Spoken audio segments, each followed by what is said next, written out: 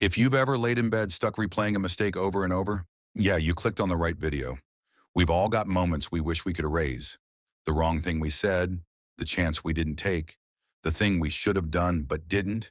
And for most people, regret just eats them alive. Look, regret can either pull you down or teach you how to level up. If you've ever thought, man, I wish I could change my past, comment, I'm ready to learn right now. Regret is just your brain sending you a message.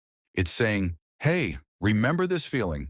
Next time, do better. The problem is most people don't listen. They just keep replaying the pain without pulling the lesson out of it, and you're one of them. That's why you clicked on this video. I'm telling you 3 easy steps to not to regret.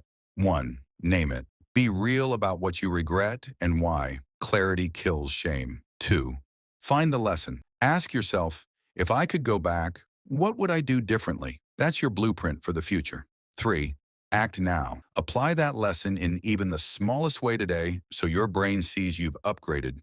You can't undo the past, but you can make it the most expensive tuition you ever paid and actually get your money's worth. So stop letting regret be this ghost that follows you around. Turn it into a coach that pushes you forward. And if the real scrolling addiction is eating you up, then you must watch this video or you'll lose to scrolling addiction.